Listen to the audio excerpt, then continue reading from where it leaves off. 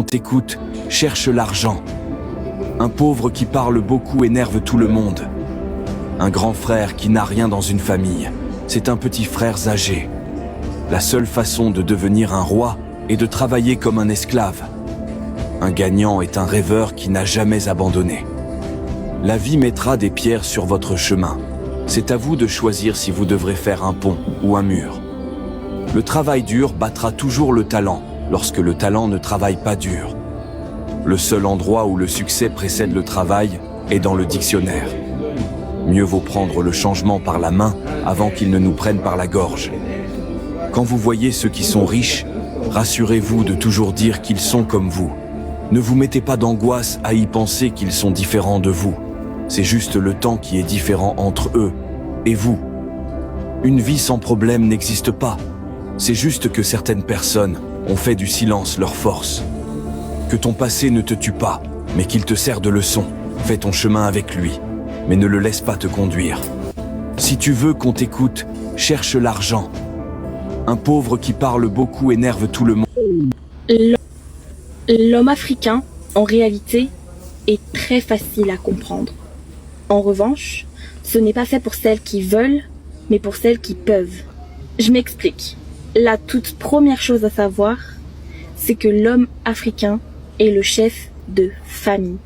Cela n'est pas discutable, cela n'est pas contestable, c'est la culture qui fait ça. Soit tu l'acceptes, soit tu l'acceptes pas. Tu ne pourras jamais changer ça.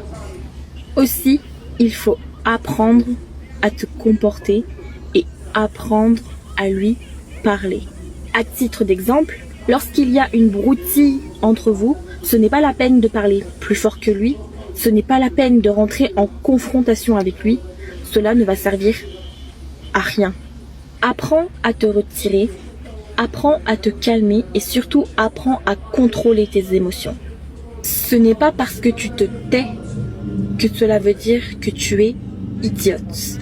Bien au contraire. Tu lui montres d'une part qu'il est en tort et d'autre part que tu le respectes et c'est ça qu'il recherche. En plus de cela, il va venir te demander pardon. Il ne va pas te le dire explicitement, évidemment, ça reste un homme africain. En revanche, il va te le montrer. Je vais être très honnête avec vous. Si vous cherchez l'égalité, si vous cherchez la justice dans une relation avec un homme africain, je vous arrête tout de suite en vous disant que vous vous trompez de bord. En revanche, si vous êtes en capacité de vous maîtriser, cela veut dire que vous maîtriserez votre homme. Autrement dit, il sera capable de tout vous donner et de tout faire pour vous. Pourquoi ? Parce que vous avez du respect pour lui. Parce que vous avez de la considération pour lui.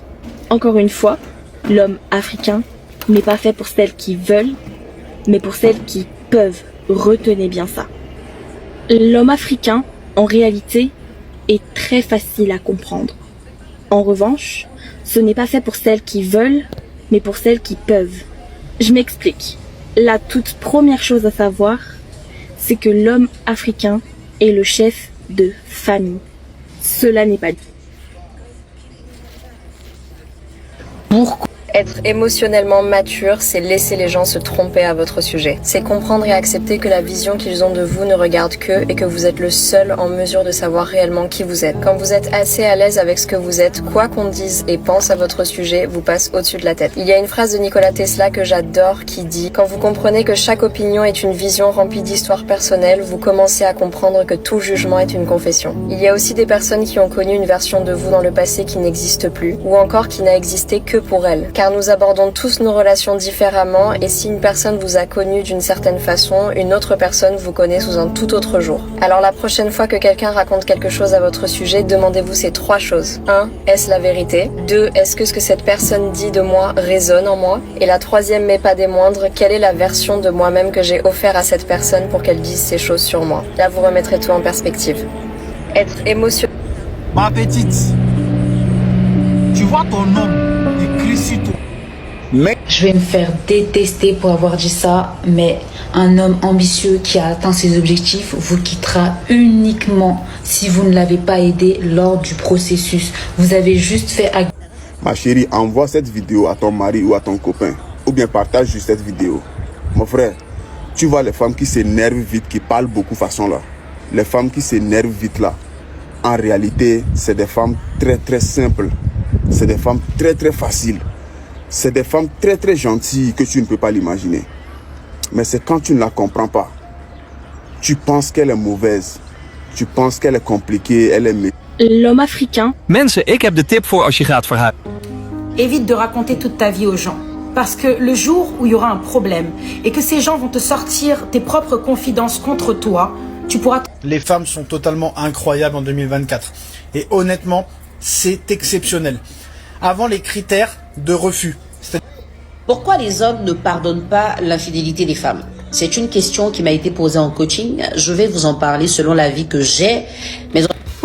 Les 11 règles pour choisir la bonne femme pour maximiser le bonheur dans ta vie et minimiser la chance de divorce. Règle numéro 1, il faut qu'elle soit jeune. Elle devrait avoir 30 ans maximum. 25 ans c'est mieux et 20 ans c'est l'idéal. Le corps d'une femme ne résiste pas bien au passage du temps. Tu veux le plus d'années avec ta femme quand elle a un corps ferme et tonique. Après 30 ans, ça dégringole rapidement. Pareil pour sa beauté. C'est un échange de valeurs. Elle te donne ses bonnes années et toi tu la sécurises pendant ses mauvaises années. Ne prends jamais une femme qui a déjà passé ses bonnes années de vie. Numéro 2, il faut qu'elle vienne d'une famille intacte. Mère biologique, père biologique. Pas de belle-mère, beau papa, tout ça. Les enfants de famille monoparentale peuvent pas être mentalement stables. Ça fonctionne juste pas. Tu veux une femme qui ait une bonne santé émotionnelle. Les femmes qui ont grandi dans un environnement de divorce ont trop de bagages psychologiques. Elles utilisent la promiscuité pour avoir de l'attention de papa et elle ne saura pas comment se comporter dans une famille stable. Numéro 3, il faut pas qu'elle croie au divorce ou même qu'elle imagine de pouvoir divorcer. Si elle mentionne le mot divorce ou que faire en cas de divorce, parlant bien d'une amie qui a divorcé ou dit que le divorce est une option, alors c'est pas une femme à marier. Relâche-la dans l'océan et va trouver un autre poisson. Pour faire fonctionner un mariage, l'homme et la femme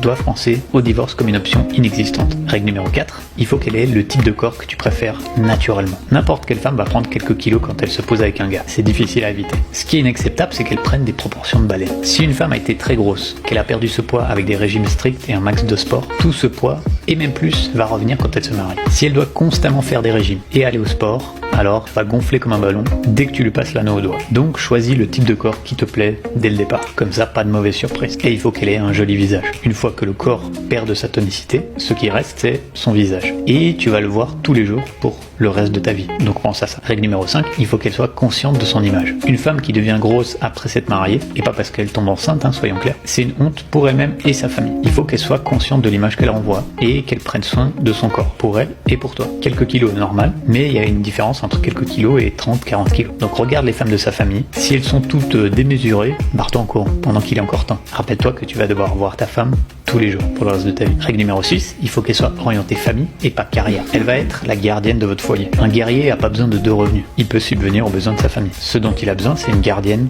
de son foyer et de son cœur. Les femmes qui travaillent à un âge mûr, elles le font parce qu'elles n'ont pas le choix. Et elles s'en plaignent chaque jour de leur vie. Elles donneraient n'importe quoi pour ne pas avoir